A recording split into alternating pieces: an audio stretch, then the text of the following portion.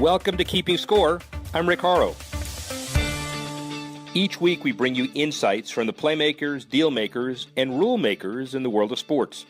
I'll give you my take on some of the items of the week using my 30 years of experience doing deals for teams, leagues, and players in the $750 billion business of sports. Plus, we'll talk with a central figure in the sports world. The views expressed in this podcast are my own and do not represent the views of Reuters. Let's get started.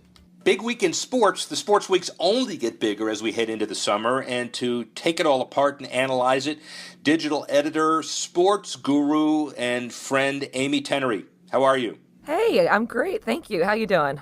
I'm good. So how about outlandishness first? We're ready for the second, third rounds of the NBA semis and finals. We're all looking toward the inevitable rematch and tiebreaker between the Golden State Warriors and the Cleveland Cavaliers unless the sun starts rising in the West. And the NBA draft is coming up now too. And so this is the time for people to go crazy. And as if on cue, Lonzo Ball and his dad released the $500 Z02 Prime shoe. What's your feeling about it? I mean, there's been a lot of controversy over it, obviously. There's a lot of speculation over whether Lonzo Ball is going to go first in the draft. My feeling, if you can make your money, make your money. That said, Shaq threw some serious shade over it. He's notorious for actually selling a really affordable line of shoes for kids. I think beyond the controversy, really, my question for you is, whether this release of this shoe is going to mark a shift where we're going to start seeing more athletes feeling empowered to launch their own brands rather than waiting to be approached by a sponsor. Because typically, and not always, but typically, with Steph Curry and Under Armour and, Kevin Durant and Nike, they sort of wait to have that kind of partnership come together with an established brand. Do you think we're going to start seeing more players who are going to say, you know what, forget this, I'm just striking out on my own? The brands not only give you distribution and credibility, but they also outline and guideline reasonableness. And so for people who are serious about following in the footsteps of Under Armour and Curry and the $119 shoe and the Jordan brand shoe, which is $400 for his current one, Max. And then you have Kevin Durant's shoe at $195. A branding partner is the way to go. For the Ball family, who thinks they can get a autographed shoe for $1,000 for a guy who hasn't earned one thing on the NBA court and broken a bead of sweat as an NBA guy heading to the draft, well, it ain't going to change anything for him. And I would just hope that given the free market, that more people understand how to make the right choice early. Again, I'm not begrudging the Ball family's ability to do whatever they want to. I just think in this case, the market will dictate a very disappointing time for them. What do you think? Yeah, I think that's what's going to be fascinating to see is, are these actually going to sell? I mean, that's really what it comes down to. So, it could be an interesting bellwether for future of sneaker wars. I think what's going to happen is that given the price point, people can afford one shoe. So maybe the right foot is LeVar Ball's and the left foot is Curry's Under Armour. What do you think of that? Oh, God. Well, putting on one other shoe other than Steph Curry's Under Armour is an improvement because, man, those things are ugly. Wow. There you go, ladies and gentlemen. An unexpected answer, but I guess from the heart. Let's go to Paris and L.A., and we're getting closer to D-Day relative to the 2024 Olympics, and Paris's co-chair says that the Macron win will not have a major impact one way or another, although it is positive because now everybody's breathing a sigh of relief relative to the European Union. And LA, of course, is saying that it's an issue relative to the merits. It's the idea of a legacy city that's had two successful bids and a low risk because you're not spending a lot of money just on Olympic facilities. What's your take on all of that? I know that he said that this wouldn't have an impact on their bid. I find it hard to believe that they're not even just a little bit relieved about a Macron win over Le Pen because, as we all know, Le Pen campaigned on a platform of pushing to get France out of the EU, and a Macron win means political stability going forward, and that's what you want if you are an Olympic organizer. I just think it's got to be an encouraging sign for the Paris 2024 bid organizers. Yeah, and my take is the Trump negative bump that people predicted wasn't as big. In fact, notwithstanding NAFTA issues, Mexico, Canada, and the U.S. have engineered a joint bid for the FIFA World Cup recently. Who knows if that's going to win? And this bid for Macron's relief in terms of global commerce may not be a big bump now. Part of the issue will be, how do you award both cities a bid? Notwithstanding the Olympic charter that says you've got to award one every 7 years before the games, which means they've got to change the charter. And I would say these are two stellar bids with stellar histories and legacies. So let's figure out how to change the charter and award both cities 2024 and 2028 respectively. And I know each one wants to go first, but they'll gladly take certainty of one as opposed to a risk of the first and losing any. Yeah, I think I agree with you, and I think it's just going to make the decision even harder. I think they're, like you said, they're both stellar bids, and it'll be interesting to see where they come down on it. It's all about legacy too. Remember, we had some issues, as you point out before, about Rio. Rio was supposed to be this grand plan of the World Cup and then the Olympics and revitalizing all of Brazil. Didn't quite work out that way, did it? No, it really didn't. So I think that is sort of the counterpoint to all of this, that yes, a lot of these Olympic bids can sort of overcome the political obstacles. Rio, I think, is an example of one case where you really can't. Now, that's, of course, an extreme example. There was, as you know, widespread corruption, impeachment.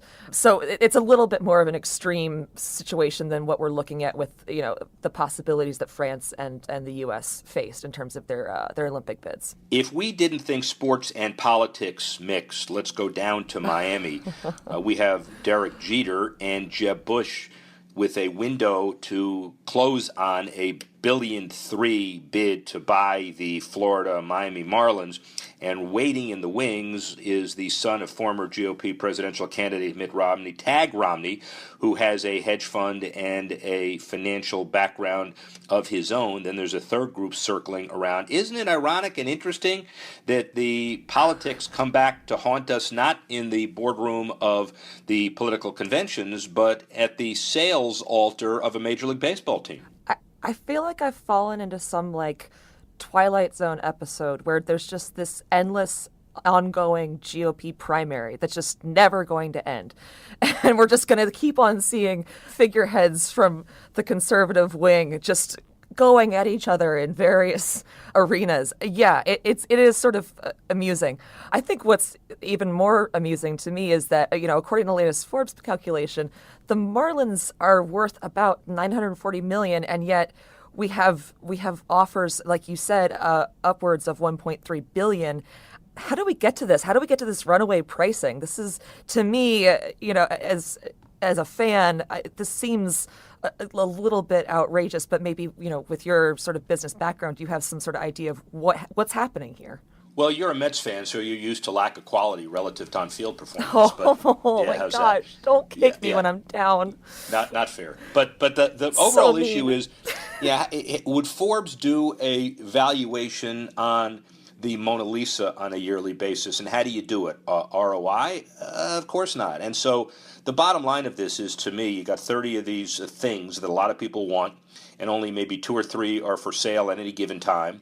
And the price is what the buyer says he wants to pay for it. And there is a premium kind of exclusivity attached to whatever the ROI is times the earnings, and that's what a magazine will say is the value. But $1.3 billion is not unrealistic, given the fact that Steve Ballmer paid $2 billion for the Clippers when nobody thought it was worth anywhere near that.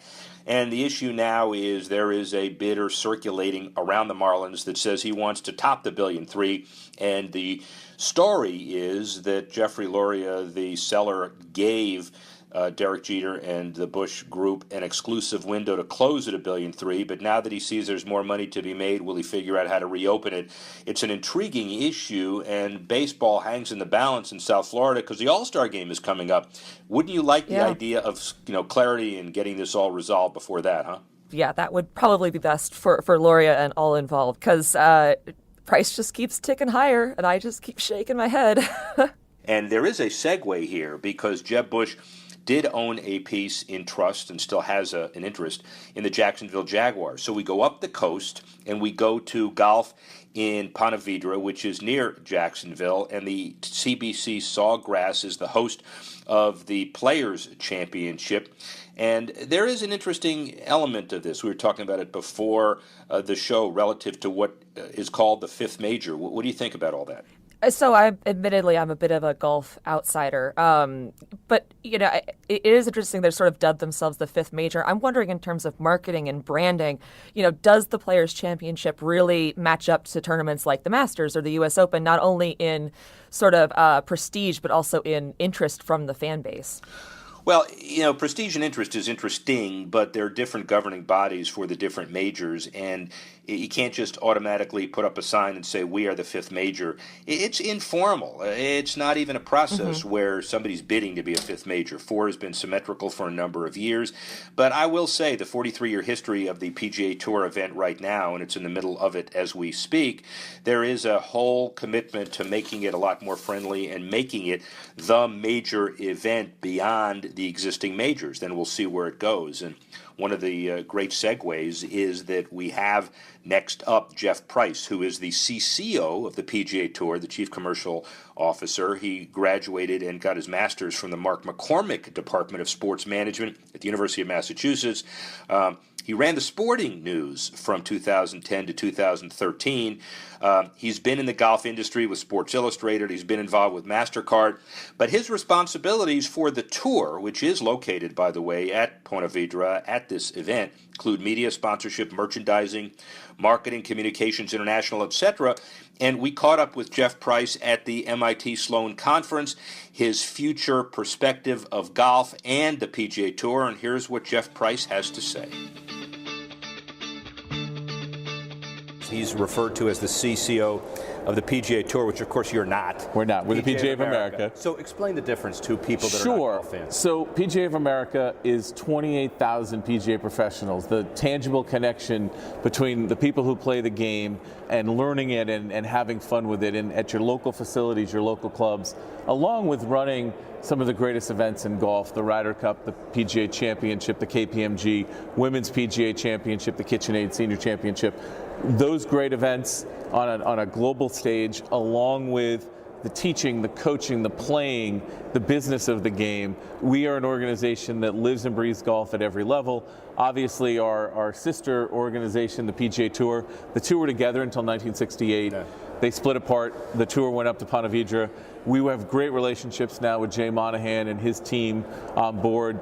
Great young leader in Jay, a terrific leader in Pete Pavakwa, and a lot of collaboration, which is what I think is great and what's happening in the game right now between all of the allied organizations, understanding we all have one objective: grow the game, find a way for people to have more fun with it, and make sure that we sustain the legacy of a sport that's been around for a long time. And parenthetically, you are a Patriot fan, but your headquarters is in South Florida. How's that working out for you? You know what? The great part about modern technology, it's easy to be a fan wherever you are. Yeah, you are. And ladies and gentlemen, I'm an open invitation to the first Dolphin Patriot game at home, although you'll be out in the stands, my tickets using a Patriot sweater. All right? Is that a deal? There you go. The sweater's going to be 90 degrees, by the way. I realize that. Back to ultimate issues of growing the game. So first comment, as relevant as some of the news is, then we'll talk about your specific role. Two-shot penalty, and you pick it up behind the trap, and you can actually play it. Really? I mean, these are dynamic new rules that are being tested. What's your take and your organization's take on the attempt to grow the game through changing the rules? We applaud what the USGA and the R&A have done to make, again, it's about making golf fun. Yeah. And the rules were incredibly complicated. I jokingly said in the panel, the hardest test you could take at MIT would be the golf rules test. Absolutely. Everybody would fail it. It's so hard. I think the simplification here, the putting it in layman's language that people who play the game every day can understand, is great for the game. We announced this week that we're going to allow shorts during the practice rounds at the PGA Championship and all of our championships. And again, make the game more relatable, make it more welcoming, make it more inclusive, and more people will play, because we have the great benefit of being a lifetime sport. You can play from 4 to 104, and that really is something that I think all the allies are embracing and trying to think about that lifelong path. And similarly, all the old, and I mean it with greatest respect, curmudgeon, purist, Golden Bear, Jack Nicklaus golf course designers are now the first to advocate tee it forward. The holes, which I love, are sometimes that big, and anything to improve the game and open it to the masses, I would guess. Well, and again, there are great traditions in the game which we want to maintain, but it is about thinking, if you go to a Topgolf and have a great experience, you're playing golf. If you go take a 30-minute lesson from a PGA professional, you're playing golf. We've got, it doesn't necessarily mean 18 holes with 4 people to be playing golf. We have to think about it in the broadest sense of engaging people in the game, and that is something I think all of the allied organizations are focused against. And what do you think? So Topgolf, the whole indoor golf phenomena, it's been Japanese and everywhere for years, but half of the United States you can't play for 6 months. We're here in Boston. It's going to be 20 degrees tonight. Is that part of your mandate as well? How do you feel about that? Well, a great example, we are rebuilding the clubhouse at one of our facilities, Valhalla, where we've had great PGA championships and Ryder Cups. And we are in the process of that. The basement is being transformed into a winter golf opportunity so that you can keep the members more engaged, keep the professionals engaging with their students. And so we recognize if a club is in somebody's hand and they're enjoying the game, that's a touch point, that's an opportunity. And we've got to have the broadest look. And so whether it's what Joe Ossel, a great PGA professional, has done with Golf Tech, indoor learning, using technology, all of that is good for the game. Everything that is getting people to play more golf and have more fun is what we need to be pushing forward. The idea of rotating the majors, and obviously 3 of the 4 are on rotations all over the world, good for golf to expand in places you didn't before. West Coast, Erin Hills this year. I mean, there are a lot of places that you're bringing events for the first time. Correct. And look, golf being in the Olympics is a huge deal. Not necessarily in the United States. I don't think it's going to have a dramatic change here. But if you look at the number of federations that have been formed since golf went into the Olympics, the kids who now are growing up in countries that never thought about golf, now golf winning an Olympic medal, putting it in there, the opportunity for development. I worked at the NBA early in my career when the Dream Team was formed. And David Stern's vision on that wasn't about that dream team. It was about where the league is today. And you look at the nature of all of the different players from all of the various countries who now make up the NBA. That was from David's vision 25 years ago of what that Olympic opportunity would mean. I think it's the same opportunity for golf. Lots more countries, lots more growth in places where people can play the game, make it accessible, make it fun. And so for us, it really is about thinking about this on the largest global stage possible. And for the 28,000 PGA professionals, that's job opportunities anywhere around the world that you can think about. By the way, I will tell you, day one, CCOs have the hardest job, television, hardest job in the world. So Pete Bavacqua, if you're listening, CCOs have the hardest job in the world because they're the ones that have to generate the revenue on an ongoing basis. When you say growing the game, it's also a euphemism in your world for maximizing and growing revenues. How are you doing it? That's exactly right. Well, we're fortunate, as we said, to have great championships, and so the Ryder Cup and our partnership with NBC Sports, what we do with the PGA Championship with CBS and Turner, those are very significant revenue streams that we're very fortunate as caretakers of those events to have. And what we're then able to do is turn the revenue from those and make those programs work at the grassroots level. The education that we bring to our 28,000, the employment services and the career development, how we think about grow the game initiatives like PGA Junior League Golf. Here this weekend, just kind of by accident, we're launching the first public marketing of our Junior League program, team-based golf for kids 13 and under. We're going to have, hopefully 1,500 more kids in this market playing. We're thinking about that being, 100,000 to 250,000 kids playing team golf, having that experience, and then ultimately becoming lifelong golfers. Because I said before, this is a lifelong journey that we need to be thinking about all of those on-ramps and keep people playing. Lifelong journey with a lot of on-ramps, and from your perspective, being the head of sponsorships for MasterCard for so long, the whole key, one of the whole keys, is to keep sponsors engaged early and happy for a long time. How's it going, and is it easier or harder to sell golf partnerships, sponsorships today than it used to be? So obviously MasterCard had a very large portfolio that we put together, a relationship with the PGA of America back at the time. That's how I got to know many of the folks that are there today. At MasterCard, Nick Utton, who is our CMO, always used to talk about the tangible and then the intangible values of what came and how we measured the success and the marketing mix impact, along with the intangibles of our customer relationships, our banker partner relationships. And so golf is great in that way, in that it does provide tremendous consumer engagement, along with the B2B side. You've talked about the pro-ams and the things that you do. It is a unique sport in that you can play it, you can be out on the same field as those professionals and be a part of that. And for us, the ability to take it to the grassroots. Things like Junior League Golf that are touching thousands of facilities around the country. The good news for us coming off the most recent Ryder Cup, we haven't announced these yet, but we've got 3 major partners who renewed. And as you know, the renewal is the most important thing. If a partner is engaged with you, sees value and stays on, that's when you know you've got something that's working. And so our story really is fewer, deeper, make sure that we connect from the grassroots side of the game all the way to something like the Ryder Cup. And it's interesting, we should change roles. That was the next question relative to a CCO's accountability. It's important to land sponsors, but maybe your best success is measured by how many renew and how many are happy. That is exactly right. And how do you work with those companies, with social media and content being probably the biggest change from when I was at MasterCard to where the world is today, trying to think about how do you create ownable content opportunities, social media engagement that works for the brand, but also doesn't come across to the consumer as if you've kind of sold your soul. And so you really have to work through what is relevant, what's appropriate, what's authentic, and I think we've done a pretty good job with our partners of finding those points of engagement, making them valuable, driving more connections. I mean, the statistics off the Ryder Cup in terms of digital engagement and social engagement, 200+% over just 2 years ago or 4 years ago. And so, that whole world has changed, and I think we've done a good job of providing content and social and digital engagement for those partners that they can own and activate. Incredibly important next set of questions, the whole digital transformation world. You're uniquely qualified because from 10 to 13, I guess, you were the digital you ran it, but you were the digital transformation guru at Sporting News. And so the issue is, how important is it to be digital today, and how do you feel about entering a world where your kids know twice as much about it than you do?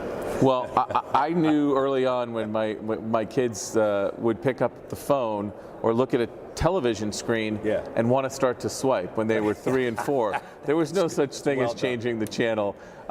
So I think over the last 10 years, what's become really clear, and Pete talks about this a lot, as it relates to our core PGA professionals, we have to be careful that we help through technology to create deeper relationships with their customers. If you're thinking about learning the game, ultimately we believe technology is going to be a great complement to a relationship with a PGA professional. If we're not careful and we don't help to facilitate that, what we're going to end up seeing is somebody owning a corner record store, because technology taking and passing by. That absolutely is something that we wake up every day thinking about, and thankfully many PGA professionals are looking to think about all the technology, the TrackMans and the V1 video and K-Vest and all of the things that you can do to create data points. But ultimately, where that PGA professional is so valuable is synthesizing that and making it useful and actionable to help you improve in the game. And so for us, obviously around our big events, we think about digital and what that means to our rights fees and the distribution. But we've got a core element of what we do every day, bread and butter, the engagement between consumers and PGA professionals, that is being influenced in a big way by technology. And so spent a lot of time thinking about that, and that was a big part of the discussion today here of how do we get better and how do we kind of create that ultimate lifelong tool that allows you to kind of understand that growth path that you're on. Let's talk about the larger media pieces as they relate to your major events, but also about life. 40% of the people in the great unwashed over there are trying to sell and create a model for their amazing product. Digital tracker, wipe your golf shoes without hands, whatever it is. And the whole world of startups depend on being embraced by credible people who want to grow their respective sports. Then you've got the dynamic of the big networks, the NBC vertically integrating, trying to offer vertically integrated experience. They may be compatible, they may be competitive. Your success is a pure vertical integrated immersion throughout. Are you willing to take in small companies, big companies? What's the mix? So I think what we've recognized at the PGA of America is we can't pick winners in this space. There's too much change. There's we're not set up as a VC in Silicon Valley to really be able to make those bets. What's critical to us is that we have an open playing field, and that as we think about engaging with new startups and new technology, that we validate that it works and it does what it says it can do, and that we really think about that. But then ultimately, how do we provide for our PGA professionals a way that we can bring those together? And most importantly, bring it into our educational platforms, right? It's really important whether you're in a PGM university or an apprentice or an existing professional who's trying to get on-the-job education, the program we built with Golf Tech to kind of make that something that's hands-on and tangible. It's our job really to make sure that all of those great technologies that are coming in, we find a way to train our professionals how to use them, and more importantly probably, how do you translate that information to be usable and actionable by their customer? That's where we see ourselves playing, because trying to pick the winners and losers is just impossible. And for 28,000 people, that decision may be varied across the board. Are you growing the game in certain targets more intensely than others? New England, we're here. It's a big, important part of our distribution system. You're a New Englander.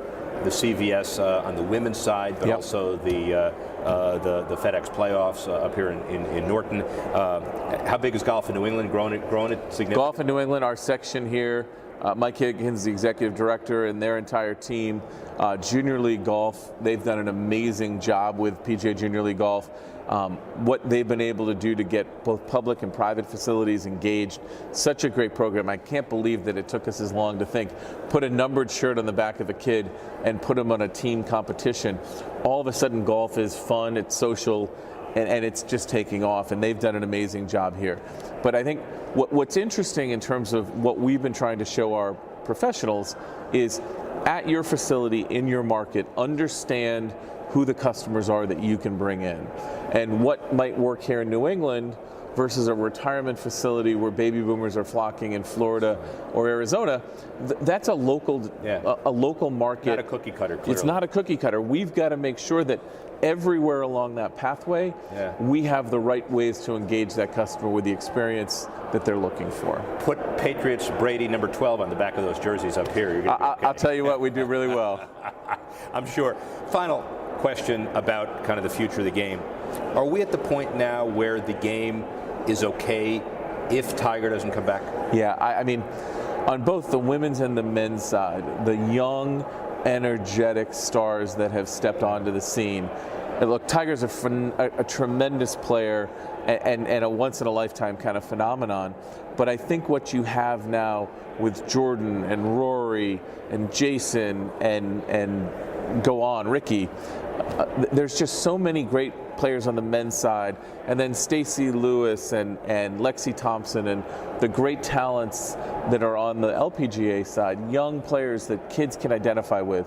I think what we have is great competition with really great players, and we've seen it, and we've saw it in the Ryder Cup this year, the kind of energy that Patrick and Rory match that we had, right? It galvanizes people. And so we don't have to rely on one individual. I think what you've seen is the Tiger impact with elite players, many more of them. Golf is cool now. I mean, that's one of the things, when we were growing up, golf wasn't necessarily a cool sport. You think about all of the Tom Brady's, Tom loves playing golf. He goes out and plays at Pebble. You think about actresses and volleyball players and women's soccer players who their second sport, Steph Curry has said, if I could have my choice, I'd rather be playing golf. Yeah. But he's one of the greatest players in NBA history. So we've got that cool factor that we need to take better advantage of. But I do see that, that factor and the number of athletes and celebrities and pop culture figures who embrace our game is only going to help to make us more relevant and resonate.